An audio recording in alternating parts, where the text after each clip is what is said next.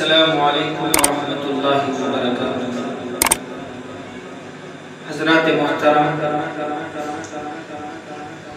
दो अशार हैं जो हालात हाजिरा के ऊपर है।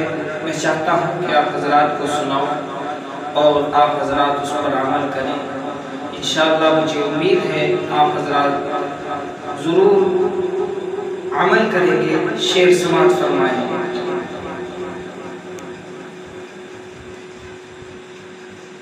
मेरा रब मुझसे रूठा हुआ है,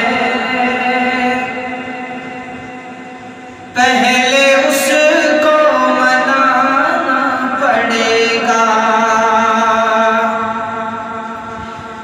मेरा रब मुझसे रूठा हुआ है, पहले उसको मनाना पड़ेगा। मेरा रब मुझसे रूठा हुआ है,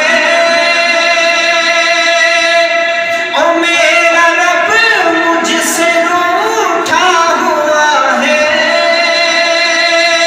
पहले उसको मनाना पड़ेगा, पहले उसको मनाना पड़ेगा।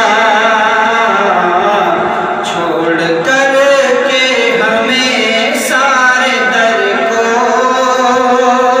छोड़ कर के हमें सारे दर को, फिर से सजदे में जाना पड़ेगा। मेरा रब मुझसे रूठा हुआ है, पहले उसको मनाना पड़ेगा। और ये शेर इंशाअल्लाह आपके काम आएगा। समाज फरमाएगा। मालो ज़रना तिजोरी में रखिए, कुछ गरीबों